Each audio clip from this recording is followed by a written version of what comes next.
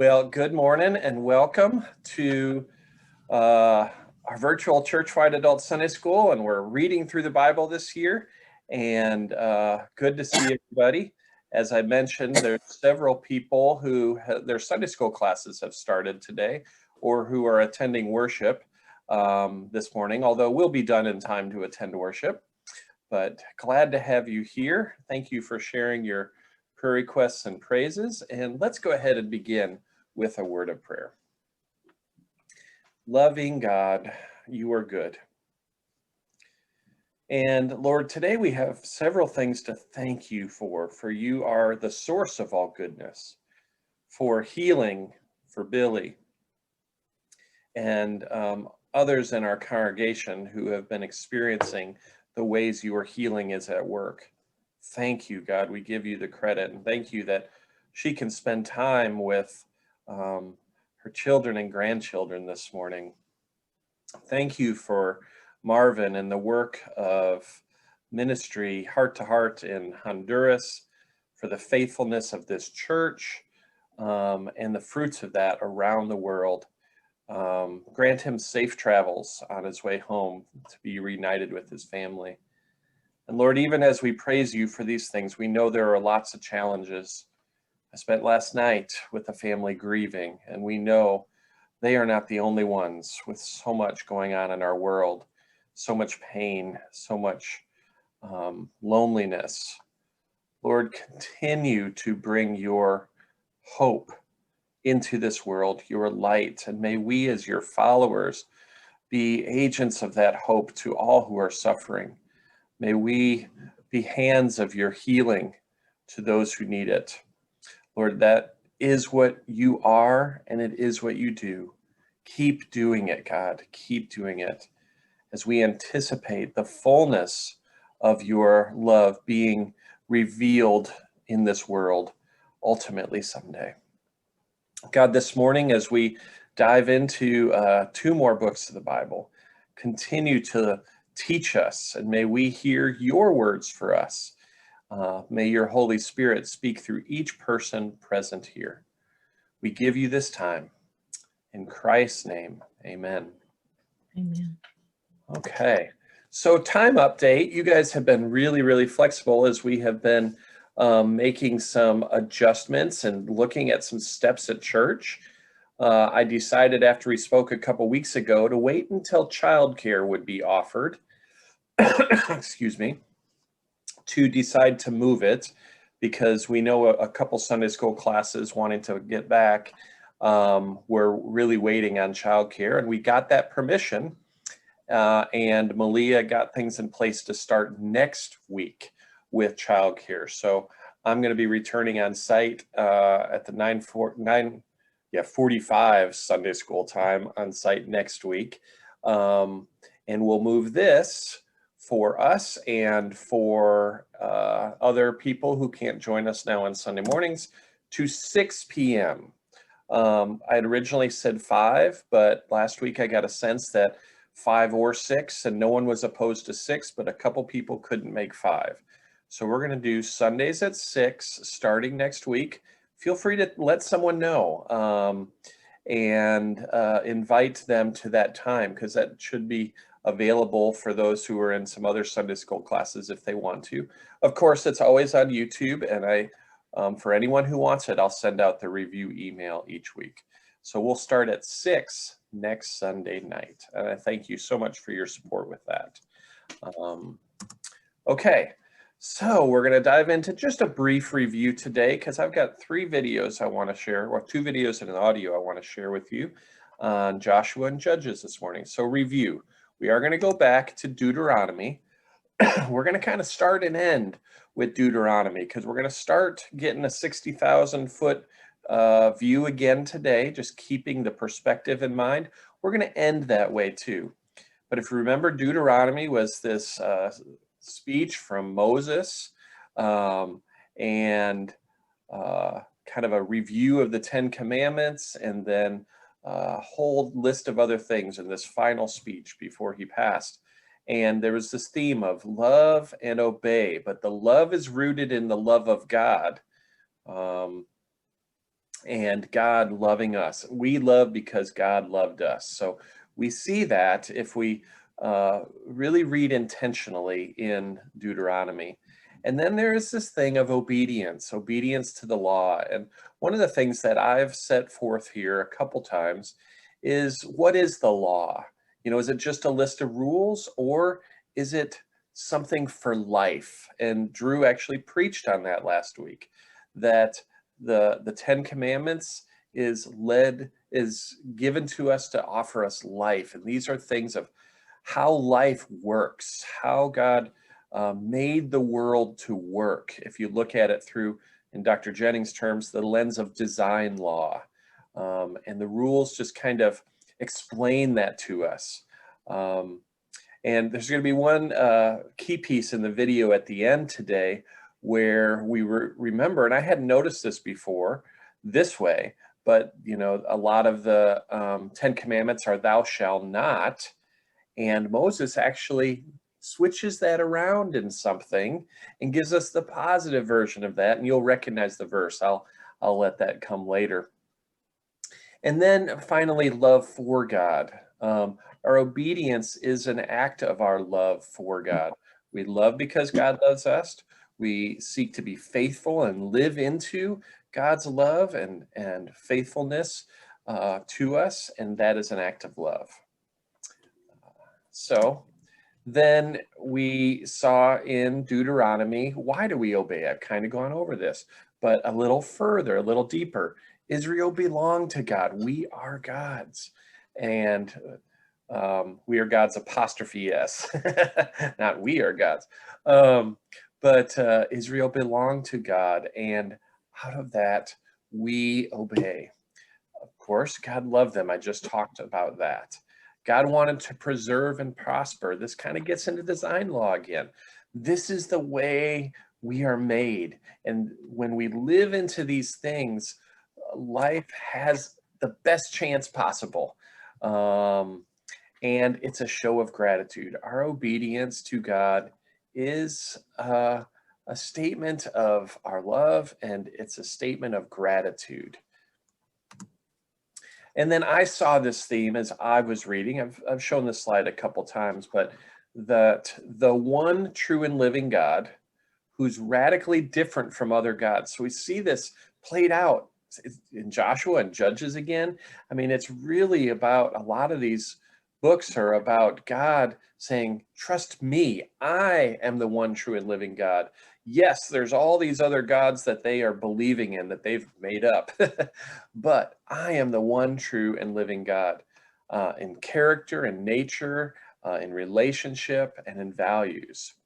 And so I saw this too. It doesn't seem subtle now, but when we read those laws, as several people have pointed out, excuse me, a lot of those things that were said were similar to what other beliefs were saying at the time, those rules, but there's subtle differences that are really, really important.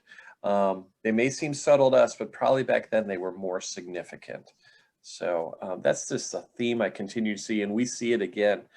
Even in this morning's reading, I saw that quite a bit. Okay, last week we did most of the book of, well, we did about half the book of Joshua, but the middle section, we'll talk about that in a minute, is one we're kind of going to bypass a little bit. But at the start of the book of Joshua, we know Joshua is appointed as Israel's new leader, a new Moses, because Moses has just passed at the end of Deuteronomy. Joshua commands obedience to the covenant. Again, he sends spies into the land and brings the people of Israel through the waters of the Jordan. You know, so there's themes here that are similar that we're seeing. And Joshua runs into a heavenly commander at this time and makes it clear that the battles that unfold in Joshua, and there's a lot of them, they're not about Israel versus other nations, but about God fulfilling his promise.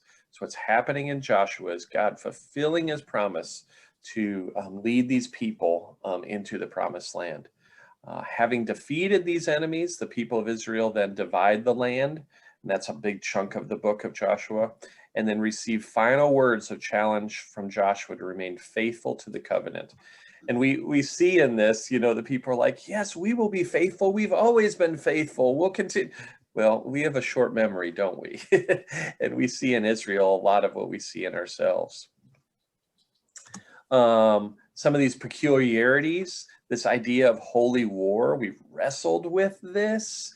God's command to utterly destroy. We looked a little bit deeper at that last week, and how that was kind of some semantics there of how things were said, but it wasn't always what it was done. But two reasons that this story lays out for us about that. One is a judgment on the Canaanites for their wickedness, but another is the protection of Israel from that.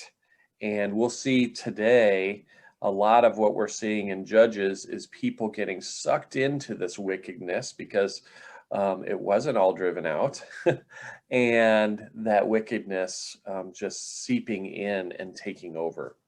We also saw more miracles, and they were miracles that we've seen before. Again, so crossing the Jordan River on dry ground, the walls of Jericho collapsing, the Lord sending hailstones, and the Lord making the sun stand still for a day. Again, what was it, maybe a month ago, Pete Enns talked about, when we look at this, we don't necessarily need to get into the details and try to explain it all and try to figure out what that miracle actually was. What we need to hear is the story and the significance of the theology in these miracles and what that says. And this was a theme verse in Joshua, said 4 times in the first chapter. Be strong and courageous. Do not be terrified. Do not be discouraged, for the Lord your God is with you wherever you go. We often feel like a little cat there, and I love the shadow. That's really cool. Okay. So today we are going to get into Joshua 12 through Judges 7. So we're kind of in between 2 books. Next week we've got 3 or 4 books to cover. I think it's 3. Okay, so for the readings this week, and I'll do some pausing here in just a minute. I want to leave room to discuss when the videos come up, but reading this week, I'm going to first take Joshua, Joshua 12 through 24. And here was the Bible Project's outline of that, which again, they're really, really good. But that chapters 1 through 5 is Joshua leading Israel, kind of establishing his leadership and sending the spies and getting them through the Jordan and all of that. We covered that last week. And then chapters 6 through 12 are these battles with the Canaanites. We talked about that last week, and was that genocide, where we had some good thoughts on that. This section over on the left here, where the Bible Project video had kind of said, is this genocide or something else? And as you see in point number 2, did God initiate genocide? No, we didn't see it that way. That there was something more going on, and it wasn't about that at all. And then in 13 through 22, this is the section we're pretty much going to kind of skip. It's this boring section, but Joshua divides up the land. What's significant about it is that it's the fulfillment of God's promise to Abraham from years before, that now it's starting to happen. And today we're going to focus a little bit on Joshua's final words and about going forth and what are they going to do. Okay, so I'm going to go through here and then ask for some comments, but here are some thoughts from the Bible app this week. And this one, I did not have a chance to do some research on, so I'm going to pause after this and see if anyone has any other thoughts. But I love the different things people pick out, because I just brushed right over this part. But this person said, I was confused by Aska, daughter of Caleb, being given in marriage to her uncle, Othniel. This commentary for English readers says that Leviticus 18:13 prohibits marriage between nephews and aunts. but not vice versa between nieces and uncles. Okay, so we've read some of those things about those laws and how detailed they got, but it didn't prohibit it between nieces and uncles. So that type of marriage was regarded as especially meritorious, by administrators of the law during the Second Temple. I don't quite get the double standard other than having something to do with inheritance. Mike or anybody else, does anyone have any other thoughts on that? Thank you to the person who wrote that for doing some research. Anyone have any other thoughts? Just unique oddities that we find. Mike, do you know anything about that? Not especially. Just one thought. It says in the time of the Second Temple, which was after the exile, and you only had, they say two, but three tribes. You had Judah, Benjamin, and the tribe of Levi. And so inheritance, which is generally, as we've already talked about, on the male side, that comes into that could come into a bigger play there. Yeah, I think that makes some sense what that commentary was saying to me. What a different culture, right? And what a double standard that feels like, but very different culture than we have today. Unless it's something similar like a surviving brother marrying the wife of a deceased brother, so that the Lineage. Lineage and inheritance would continue. Yeah, could be that. But interesting things. I love the different things people catch. So, all right, another comment. Let me get this screen up here. I think it was interesting that the land apportionment was done by lot. Okay, not capital L, the name Lot, but by lot. According to Bible.org, again, some research, the lot could have been dice, white or black rock out of a pouch, or the Urim and Thummim kept in a breastplate of the high priest. We don't really know for sure. I'm going to pause here. You know, we know that lots were cast for some major decisions back then. And it's an interesting way of discernment. But to think that the land apportionment was done by that. Continuing here, that seems to suggest that they thought God worked in probability and statistics. Christian fiction author Patrick Carr has written a series of books based upon that premise. I've never heard of that, so I might have to look into that. But, you know, it's interesting how they felt like they heard from God. And, you know, I was thinking earlier when we were talking about miracles, I'm going to come out here for a minute, when we were talking about miracles and how it's not necessarily vital for us to try to scientifically figure out what happened in the miracles. Think about in lives when people, I don't agree with this phrase, but when people say everything happens for a reason, but the reason they say that people say that is because they can look back at things that have happened in their life and they can go, oh, God worked through that somehow. God brought good out of that somehow. And what I got thinking about with miracles and with this was, you know, the Spirit who lives in us, and as a previous study we did to this shows the Spirit was alive and active in the Old Testament too, but reveals different things to us. And so I can look back on my cancer diagnosis. I don't know if you know that I've had that when I was 18, and I can look back and see God's hand in that in so many ways. But a person who might not be of faith might see it very differently, or maybe a person of faith would see different things than I saw. And so I think that can be really significant about how we perceive. And so one, that's why I love different people giving these comments. And two, there are some things that I would call miracles in my life that someone else might look and go, well, this just explains it away. Well, yeah, but for me, that was significant. Off the top of my head, one thing I'm thinking about, There was a point about 10 years ago when we had a ton of hospital bills. Several of us in the family were struggling with things, and we were in horrible financial state. And it was just really a struggle, really a struggle. And all of a sudden, we just been here in this house for maybe a year. And all of a sudden, out of the blue, we get a thing in the mail from our mortgage company. I'm like, oh, it looks official. I'm like, oh no, what's this? And I open it up and it has something to do with,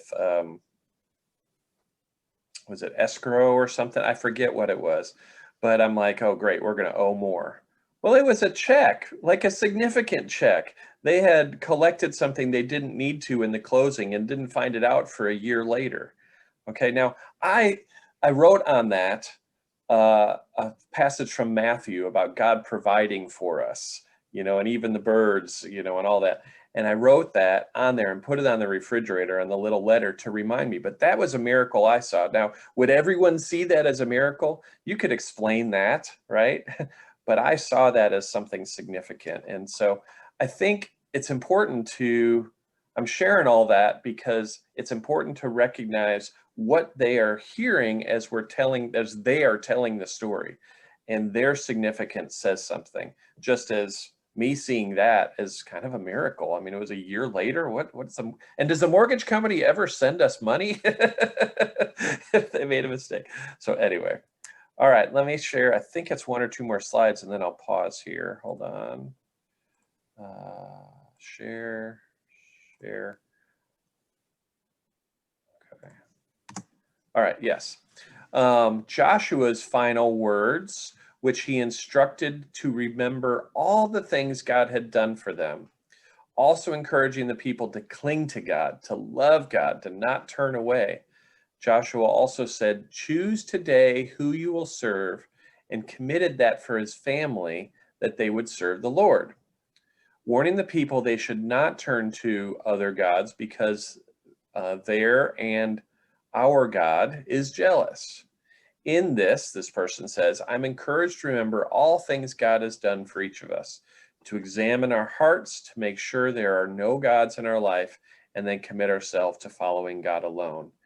And, reading this made me want to ask, and maybe some people can comment in just a minute here, what are the other gods we worship? We don't name them like Baal or things like that, but all of us have other gods, lowercase g, that we struggle to give allegiance to. And what are those? I think, one of the things for me over the years, I think I'm getting better at this, but has been approval. I think I've held that up as something incredibly significant that's driven me. Okay. And one more. The story of the altar east of the Jordan River is interesting. It would be easy to think, like the other tribes did, that those on the east bank were going against God's command, but the truth was that it was set up as a testimony, not for sacrifice. And that was a really interesting story playing out where these tribes of Israel saw these other tribes doing this altar and all of that. So, one more. Joshua 24 reminds me of Romans 7. Oh, I wrote this one. And the disease of sin is at work in us. So as I took a note that day in my phone and just said, man, this reminds me of how sin just continues to be at work. We want to do good, but this disease of sin, and that's just become a helpful way for me to think about it, is at work, just kind of rooting its way into our actions and our thoughts. I'm going to do a check-in here. I thought I had a slide there. Any thoughts on all that review and all of that before I share a little summary? I did a bunch of stuff off the cuff there too. Any thoughts, Karen? I think one of the things, that keeps coming up over and over is, again, like you said, like worship one God. Like I am the one true God, these other gods. Yeah. And so that question of like, how does that apply to us now? Because it is easy to be prideful and be like, well, I go to church, or like, or I Zoom church, or, just thinking that we don't have idols in the same way they did in those days. But yeah, I think there are so many things that so easily invade our heart and our time. And Joanna has something to say too. We have a Jesus skin and we press buttons which one we want to listen to, and we press another buttons inside it, and we can see what pictures and we text people and things, and then we see how they move and they do things. Awesome. Thank you, Joanna. Thank you. Yes, and I think about when you said worship, another word for me that keeps coming in is trust. I think that word, maybe we get a little better than worship. We tend to worship what we trust in some ways. Okay, anyone else? And then I'm going to share a little recap. Okay, I'm pulling from 3 sources today. I'm going to pull one more from this Bible recap video. I was doing they have another Bible reading plan. This is this same woman here. They have another Bible reading plan, and they are referring in their Bible reading plan to the Bible Project videos, the animated Bible Project videos. So really cool. But I'm going to play some of this and get your thoughts on how she summarizes the end of Joshua, that kind of final speech from Joshua. Yesterday, God finished divvying up the land for all the tribes and the cities of refuge. Today, now that the land has been sufficiently conquered, the 2.5 Transjordan tribes have fulfilled their promise to fight for the land among the other tribes. Joshua affirms them, reminds them to be loyal only to Yahweh, then he blesses them and sends them east across the Jordan River to their homes. On the way there, the 2.5 tribes decide to build an altar on the west side of the Jordan River, and it's huge. When the Western tribes hear about it, they're ready to fight. You can't just go building altars wherever you want. Yahweh said he would establish a central location for worship, and this seems to be in direct defiance of his words. They send a delegation headed up by Phinehas, the son of Eleazar the high priest, whom you may remember as the one who stabbed the 2 people in Numbers 25. It was probably fairly alarming to have him show up because he does not play around when it comes to sin. The Western delegation accuses the Transjordan tribes of turning away from God, and they're afraid God will send judgment on all of Israel because of it. They want an explanation, and they even offer the Transjordan tribes a really gracious option for repentance. Come live with us on the western side of the Jordan River instead of turning away from God. But as soon as the Transjordan tribes have a chance to talk, they clear things up pretty quickly. They aren't rebelling against God or setting up an altar for worship. They're doing this as a monument of the relationship between them and the Western tribes, connecting them. They're afraid that in the years to come, the Western tribes will disown them and their children.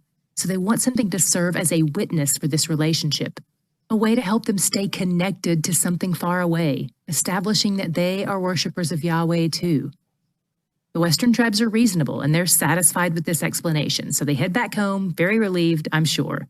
The last thing they want is to lose the land they finally just got settled into. After a lot of time passes, when Joshua is nearing 110 years old, he calls all the leaders of Israel and tells them he's about to die. He reminds them that God is the one who has accomplished these good things for them. And he also reminds them that there is still work to be done. They still need to drive out the lingering Canaanites in the land. Moses was very nervous about the Israelites turning away from God to worship pagan gods, and he spent a lot of time in the final chapters of Deuteronomy warning the Israelites about it. And here, Joshua leans on the same concerns, and he reminds them that God has equipped them with all they need to obey him. They can drive out the people because God has promised them that land, so they need to do that. Joshua warns them against idolatry and intermarriage with those who don't worship Yahweh. If they fail to honor God in this, they've broken the covenant, and he will take the land away from them. He reminds them of all the good that God has done to them, but also of all the harm that will come to them if they turn away from him. Then Joshua walks them through a summary of where they've come from, starting with Abraham's father Terah. They all started out worshiping other gods. There was no such thing as an Israelite until God invented it. And God grew their numbers, rescued them, blessed them, fought for them, and fulfilled his promise to them. Joshua lays out an indirect question. You can serve Yahweh, or you can serve these other gods. Which is it going to be? And the people respond with a hearty promise that they will follow Yahweh. Then Joshua reminds them that they really aren't capable of keeping that promise on their own, but they respond that they'll totally do it. He tells them to incline their hearts toward God. And he makes a covenant with them that day and sets up a stone witness of the covenant. Then he sends them home. The book ends with 3 quick notes. First, Joshua dies and is buried in the Promised Land, and we see that Israel follows Yahweh while the elders that lived during Joshua's time were alive. That sounds promising, but far from it. Second, those bones of Joseph, the ones that sat in Egypt for a few hundred years, which they've been lugging around the wilderness for 40 years, and all throughout the Promised Land during their battles, they finally find a resting place in a land Joseph's father Jacob bought hundreds of years earlier.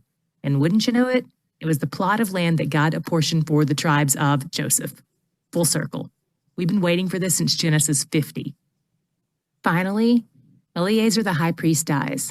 His son Phinehas is mentioned in this passage, and since we know that the priesthood is handed down generationally, we know Phinehas is primed to be the next high priest. But with the current leader and high priest both dying on the same page, this definitely signals the end of an era for the Israelites. What was your God shot today? I was blown away by God's goodness to his people. For the first time since God called Abraham back in Genesis 12, they are living in at least partial fulfillment of all 3 of the promises he made to them. They've become a great nation, they have a blessed relationship with Yahweh, and they're living in the Promised Land. Joshua himself said it best in 23:14. He said, "You know in your hearts and souls, all of you, that not one word has failed of all the good things that the Lord your God promised concerning you. All have come to pass for you. Not one of them has failed." God has not failed. He wasn't failing them in the desert when these things hadn't yet been fulfilled, and he isn't failing them now. He isn't failing them, and he isn't failing you. He's fail-proof, and he's where the joy is. Yesterday, God... All right. Any thoughts from that or anything that we've covered so far? She addressed that one comment that someone picked up in the Bible Project about the altar that was set up. I like how she addressed that. Any other comments? Well, I thought it was interesting that I hadn't thought about that Phinehas might be alarming because of the in Numbers where he killed the 2 people. I hadn't put those 2 together. I thought that was interesting. Yeah, the things I hadn't picked up on that either. Tying these things from other books back to this. Anyone else? All right. I'm struck a little bit by in these Old Testament stories, the focus tends to be more on a group of people or a community. You know, here's these promises that have played out. The promise wasn't to a person, it's to these people. And it's such a stark contrast to some of the music, I feel like, contemporary Christian music we have today that is not that. That's me, I, me, I, me. And, you know, I don't know which was right, but I just think there's a pretty stark contrast between those 2 types of things. The other comment, or I don't know, just perplexing thing I'm generally thinking about in these things is, what is the definition of a God then and now? So I'm always on this thing of, did these other gods exist? Are they actual gods that Yahweh is jealous of or competing with or whatever? Or has there always been one ultimate reality, and everything else that gets called God in the Old Testament or called God today, other than that ultimate reality, is gods that are that we have created. So it's not that there are pagan gods that people worship. There are pagan gods because people create the pagan god. So today in our language of, well, what is it we're worshiping today? Is it money? Is it power? Is it approval or whatever? Is approval an actual God, or is approval a God we create? So just some of that language of what would even that word have meant to them back then. And I don't know the answers to these. It's just the kind of stuff my brain kind of ruminates with. Yeah, I'd like to comment on those. Anyone else want to comment on the two thoughts David said about the group versus individual, and the concept of God, capital G, versus God, lowercase g? My guess is that they would have put God uppercase G. I don't know that they use language and writing that way. I don't think they were writing the same way, but I think in their minds, they were gods. I think today, I look back and I go, these were gods of their making, and there is only one true and living God who is the source of all we are. That's how I come to understand it. And I make these other things into gods metaphorically. And that's how I look at it. That's how I personally look at it now for them, but I don't think they saw it that way. I think they were seeing, Baal and all that as what we would call gods with an uppercase G. And I think at that time, like back with the Egyptians, I think ultimately what people have always been looking for, not only looking for, but one thing they've been looking for is an explanation of cause and effect in the universe. Why do things happen? And when the age of agriculture comes around and Egypt is so dependent upon agriculture and the fertility of the Nile and all this stuff, they are dependent upon the sun shining and the rains falling and the seasons kind of moving the way they should, just to serve, for their agricultural purposes. So it makes total sense that they're going to view the sun as a god because they're dependent upon it. But is the sun a god, or are they just viewing it as such? And I think even with Yahweh, to me, the picture of Yahweh in the Old Testament just seems so small, at least as portrayed through the eyes of the characters. I mean, we're carrying Yahweh around in a box and stuff. I mean, it's just such a small, tiny conception of what an ultimate reality type of God is. And that's where I just get into my thing of, I feel like it's written through the filter of the people of the time, which is fine, as long as we ourselves acknowledge and view it that way, that God really, in my mind, wasn't so small that you put him in a box and carrying him around, but that's what they were doing. Because I think the concept of a God in general was small, which is why there was room for there to be so many in the first place. And related to that, it seems like it's helpful or for me, that it's not a perfect understanding of God in the Old Testament. As you said, it's through a human lens, because, for example, when they say God is a jealous God, is he jealous, or was that their perception? Because God created the true God that created the entire universe and everything in it, and these other gods that people imagined exist but didn't. God might care about what people have loyalty to, but that these other things that don't actually exist except in the mind of people, it just, for me, it helps not to think like this is the perfect understanding, because otherwise all the subsequent Jesus and so forth, I mean, if they had a perfect understanding, I don't think they would be doing exactly the same things they are as all the other people there. You get revenge, you kill or get killed, and it cycle repeats. And I don't know. Anyway, It seems within a human context. Yeah, these are good thoughts. I love how we all kind of come at it and give insights. Bindi and I think I mentioned this a couple weeks ago, had that thought about jealousy, and what does that mean? Because we don't count jealousy as a good thing. I don't want my kids to feel jealous. And so I think I don't think putting that same attribute upon God is good, is healthy, is right.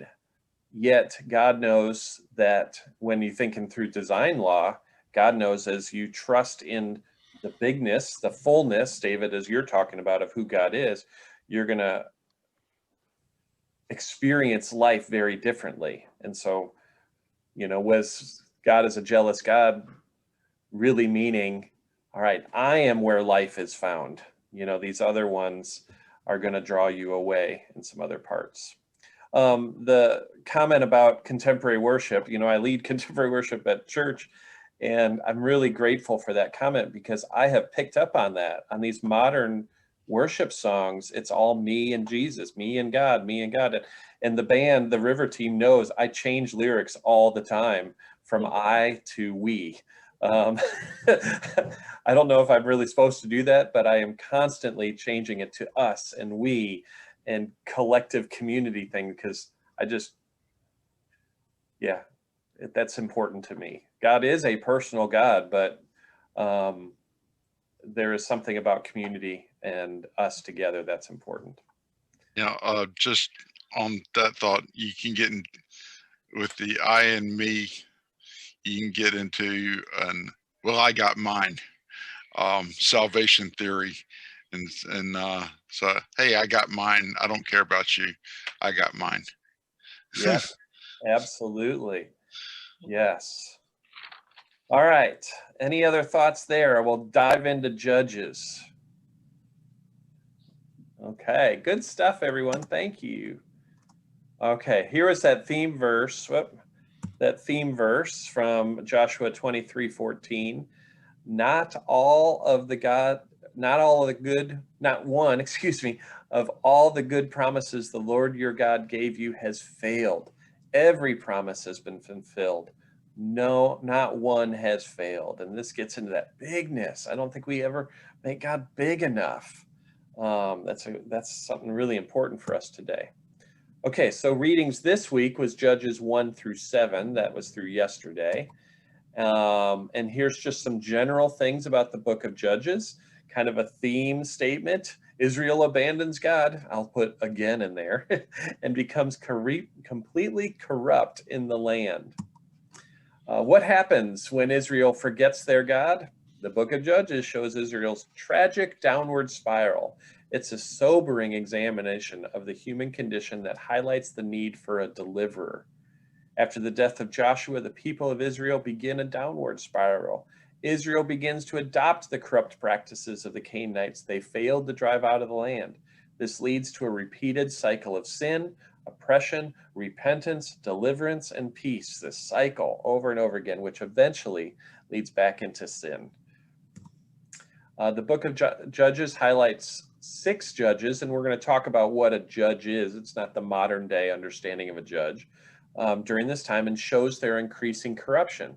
These judges start off fairly well, Othniel, Ehud, and Deborah, but become increasingly worse, Gideon, Jephthah, and Sampson. The book ends with 2 very disturbing stories that show how incredibly lawless the people had become. The central verse that summarizes this says, "In those days, Israel had no king, and everyone did what was right in their own eyes." All right, so here's our animated video that always gives us a good overview. So let's go with this.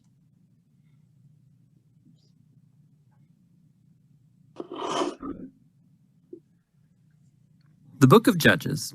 So remember, after Joshua led the tribes of Israel into the promised land, he called them to be faithful to their covenant with God by obeying the commands of the Torah. And if they do this, they will show all the other nations what God is like. So Judges begins with the death of Joshua and basically tells the story of Israel's total failure.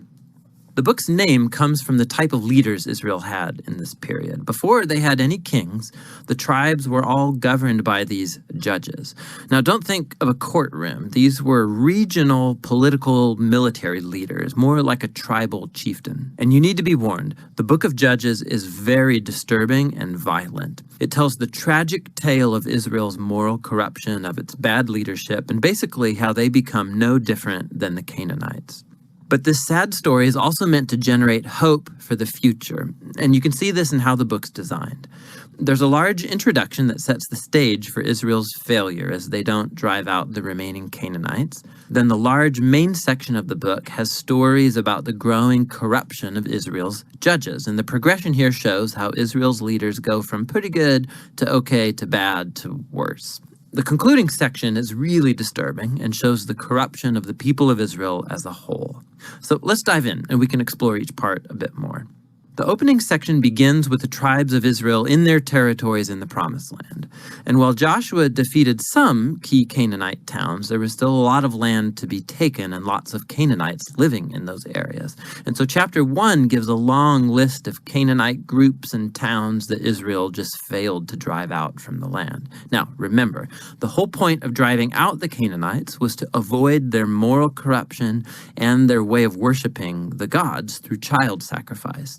God had called Israel to be a holy people, and that does not happen.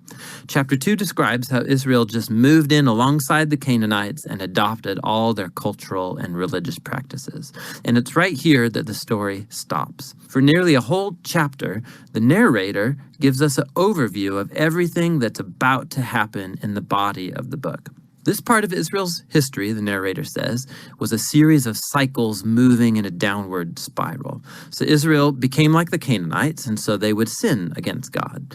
So God would allow them to be conquered and oppressed by the Canaanites, and eventually the Israelites would see the error of their ways and repent. So God would raise up a deliverer, a judge from among Israel who would defeat the enemy and bring about an era of peace. But eventually Israel would sin again, and it would all start over.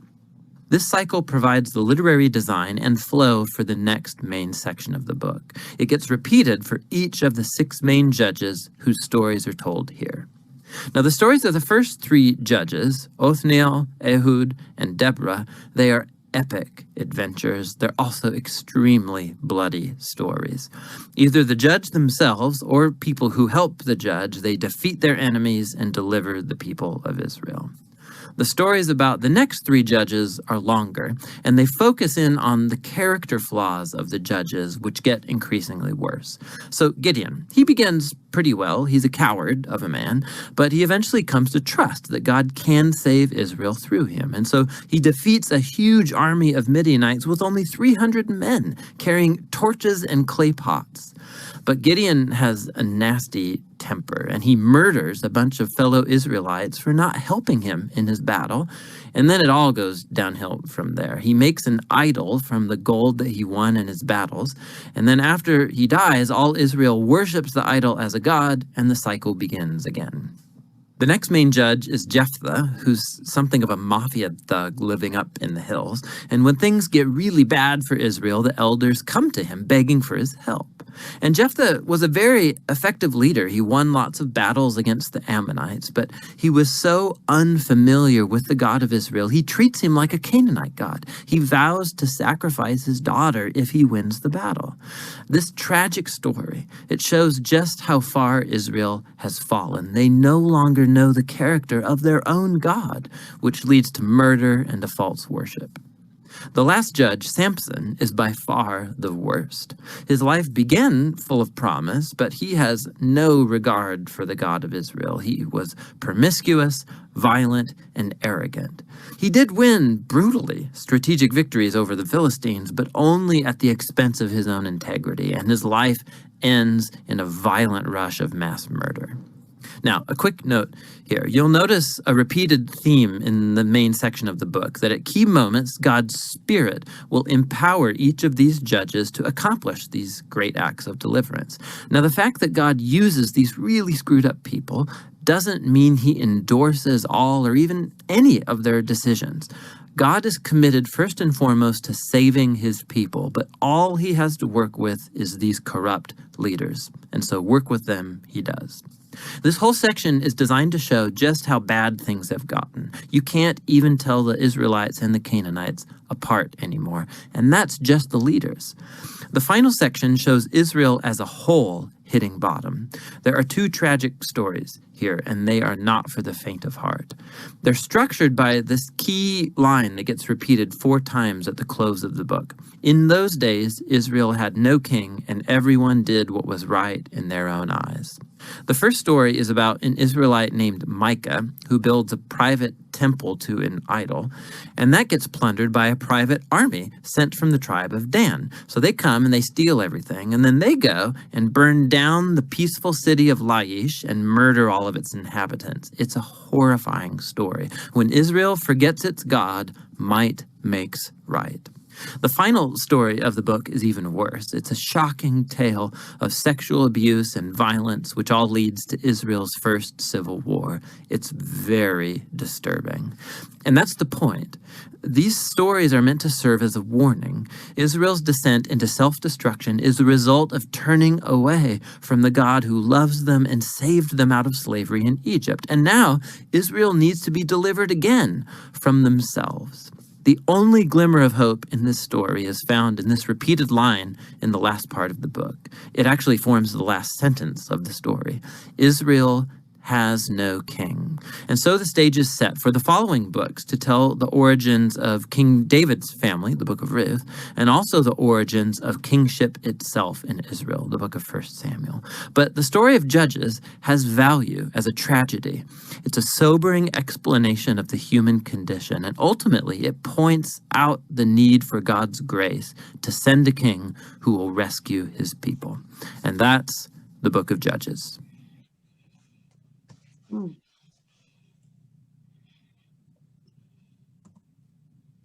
All right. I'm so thankful for that overview every time. This book especially, because it's when you're reading it, man, you're thinking this is tragic, and then to label it literary as a tragedy, we certainly know those, right? What was that movie? Schindler's List. I mean, that's it's thankful for Schindler, but it's a tragedy to see what happens. And you have this one person that rose to the occasion. What other things came across your mind? What seems about to be the significance of Judges for you all? I thought it was interesting how I hadn't thought about it that way, but they're just talking about the tribes east of the Jordan because that was the promised land. So they just list that 8.5 tribes that were over east at the beginning of that video, which is where this is centered. So the others, once they helped conquer it, they were out over here on the west of the Jordan and not involved. Yeah.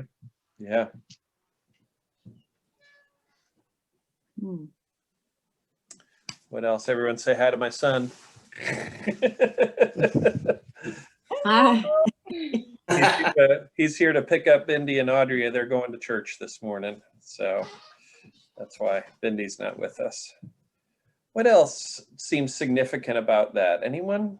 Well, what struck me in the overview was the comparison of how Joshua told them that they were to be a testimony to the people in the land and convert them to Yahweh.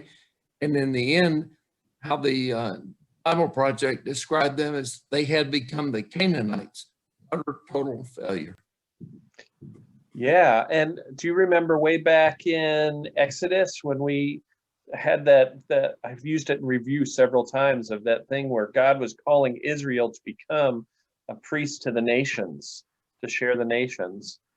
And boy, doesn't that say something to us, that we are called to be God's representatives, to be the priesthood of all believers. And when we let something little in, that it can very easily grow like a cancer, right?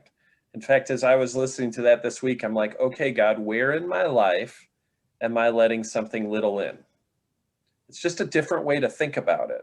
Where am I letting something little in that could slowly and unconsciously start to lead me astray?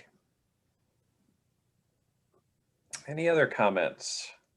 Jim, Yes, Mike. I want to throw out a thought from modern day.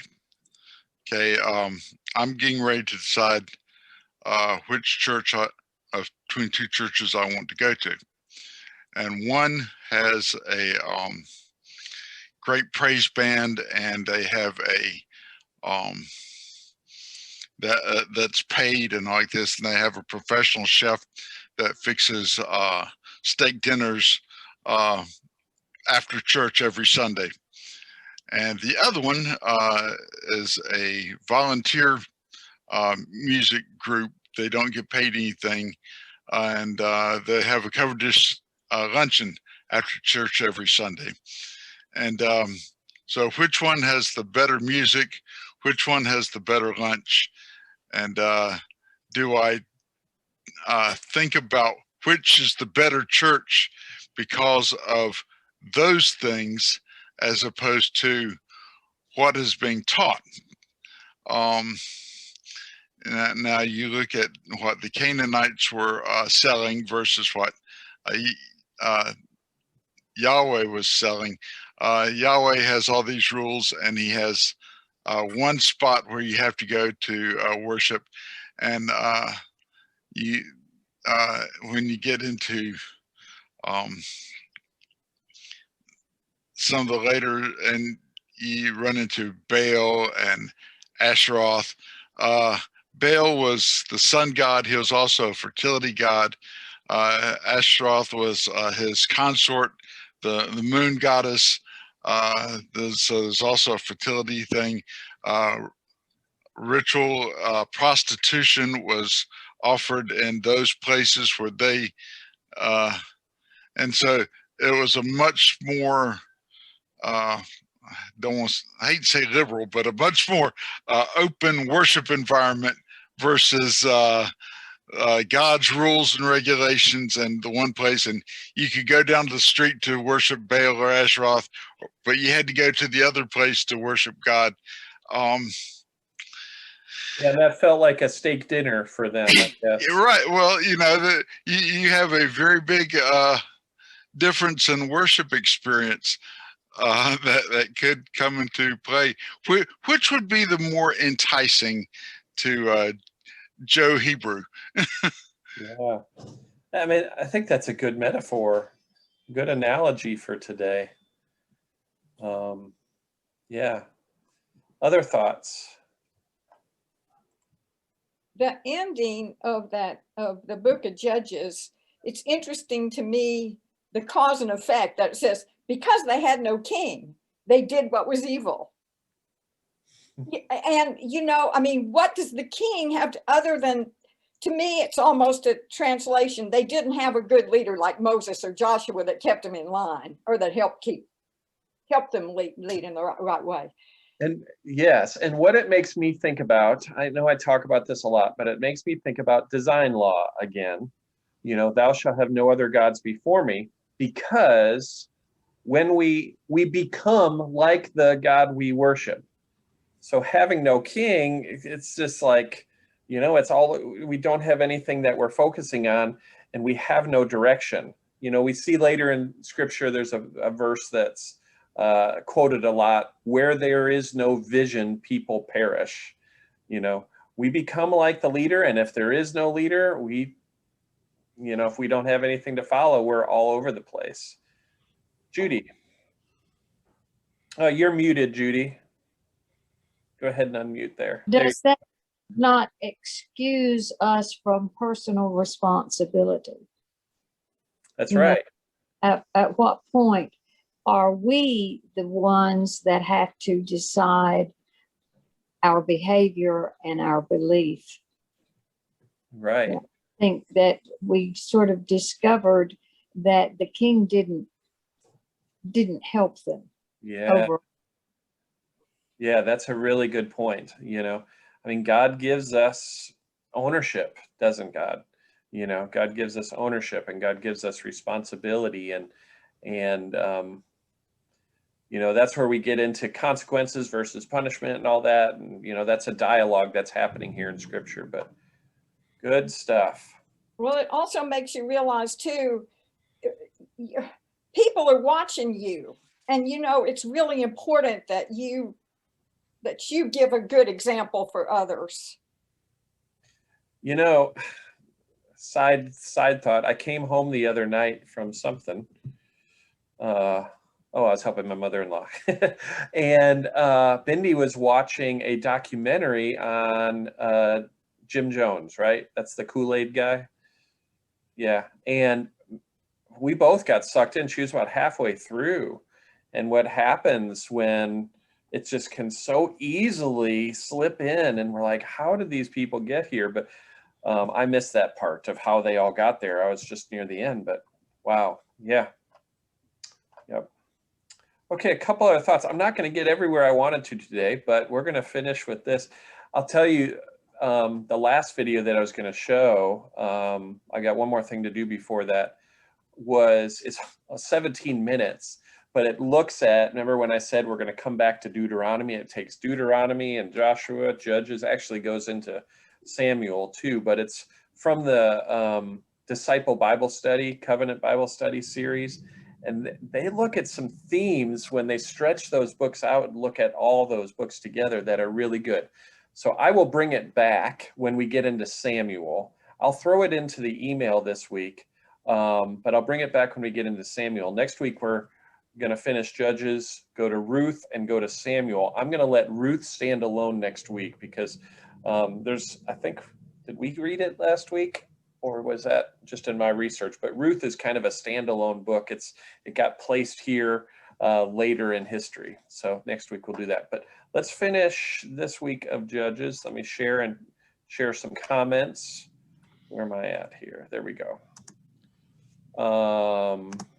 Okay, some comments from the app this week, from these passages. A new generation came along that didn't know the Lord or what he had done for them. So we have to remember, as this is playing out, that there's generations between this. I mean, this covers a long time of history. So a generation after Joshua passed had kind of lived their lives, and things had seeped in, and things can seep in slowly such that we don't recognize them.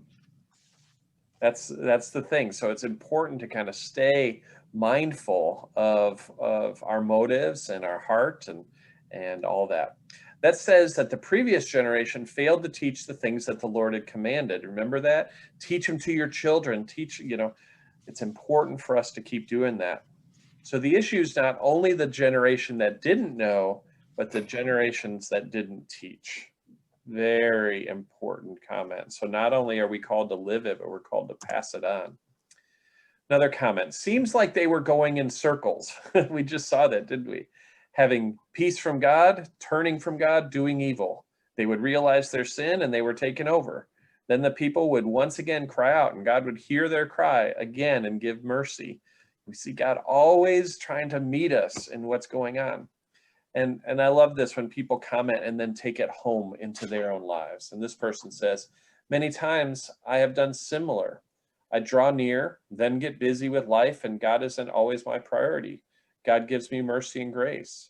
I'm thankful God is patient, molding and making me.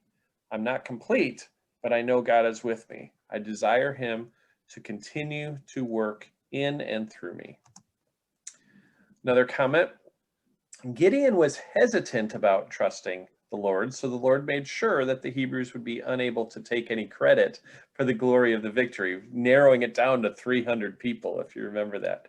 Sometimes our doubts and our own strength cause us to doubt God's power. That's when God works in spite of us. And we've seen that throughout. How do we have that humility but confidence at the same time? Humility in our own power alone, but confidence in what God can do in and through us. I was thinking about that slippery slope, And I'm going to share one last thing here. When I do my chaplaincy at the mental health hospital, a lot of times we talk about, people are there again. A lot of patients I visit, it's like, yeah, they've been there. And they're starting to recognize this thing. And I've recognized this too with my own battle with depression. If you can see my hand here, for years, I would see myself just fall. Okay. I'd go into the pit. And how I interpreted happening, if you can see my hand, was like this, and then boom, down. It's like, here I am again, here I am again. But as I've recognized, and then when I talk with patients about this, we realize that's not how it works.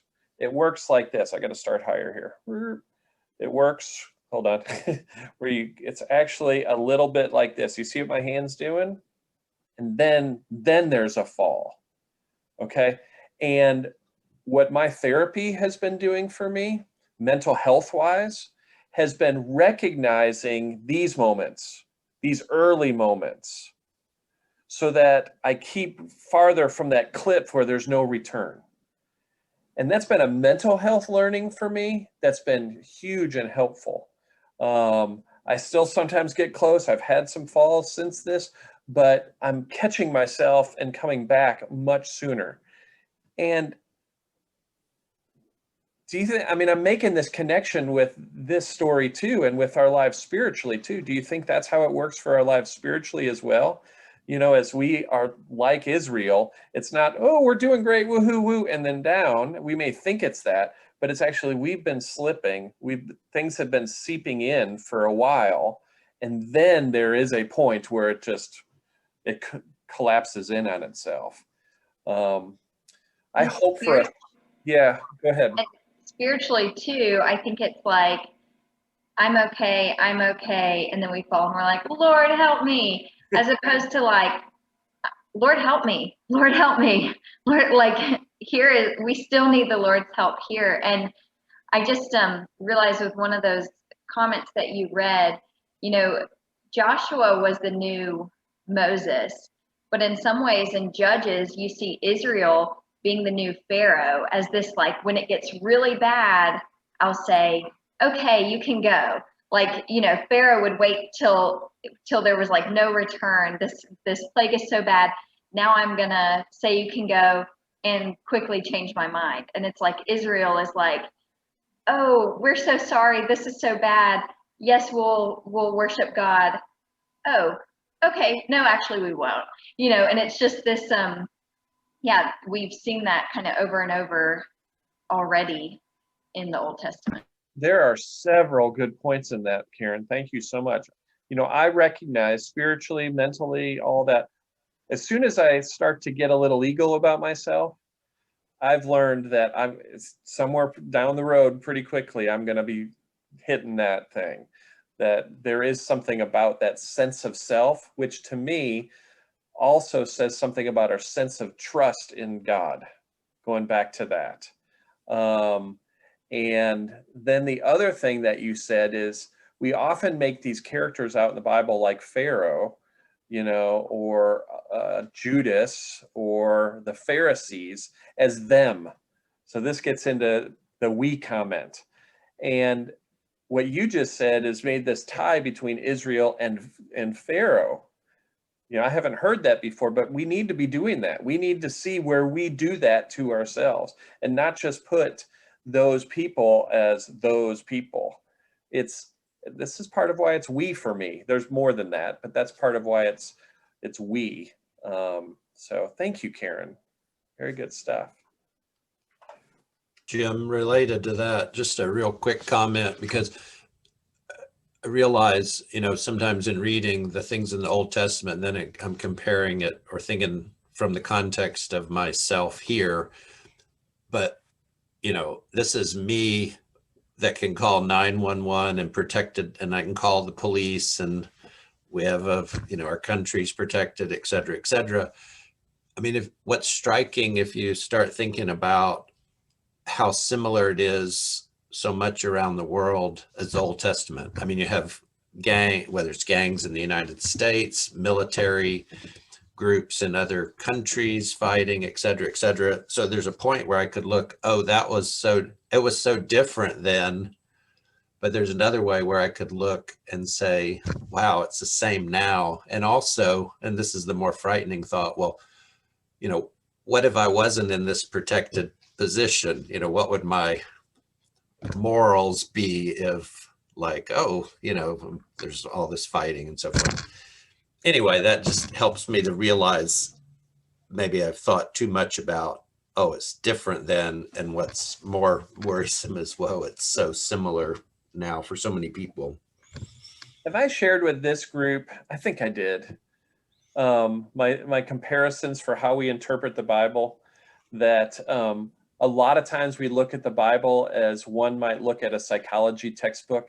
If I said this, where we look at what great specimens are friends. We read the scripture and we go, oh, well, that must be like so-and-so, see, and how we are called to look at it like we would a medical book. What does this say about me? What does this say about us? And so, yeah, Tom, that's right. And, when we laugh at Israel saying to Joseph, oh, we've always trusted, we will trust, we've got this. How often are we doing that? Daily, sometimes, which is, some people wonder why we have a focus on confession still in, the Methodist Church or some denominations. And I think that's why. It's not to hold sin over us in a shameful way. It's to keep us aware of our tendency in order to then trust the fullness of the grace of God as our source and our power. So great discussion today. I'm happy to give up a video for this, for the sake of discussion. I'll put it in the email, but we'll also watch it down the road because I really like it's three pastors sitting around a table. Remember that series where they're just conversing? They really draw some neat things that I haven't fully heard us pull out yet. So let me share one last thing because I want to have this seen too and not just heard. But next week we're going to go quite a bit, Judges 8 through 1 Samuel 3, and it includes Ruth. And so since we've covered a lot of Judges so far, we'll touch on Judges a little bit. And since it's the beginning of Samuel, I might set up Samuel, but we're going to really focus on Ruth next week. And then want to share again that next week moves to 6 o'clock. I'll say this several times.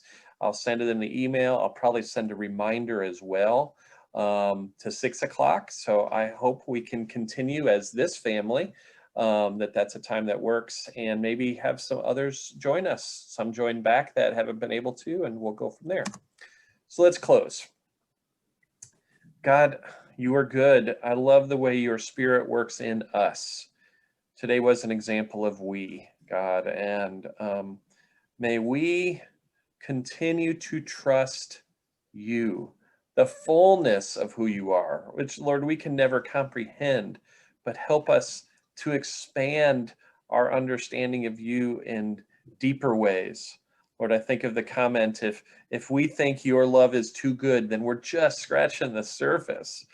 God, help us to trust the bigness of who you are and to be aware of the slippery slope in our own lives.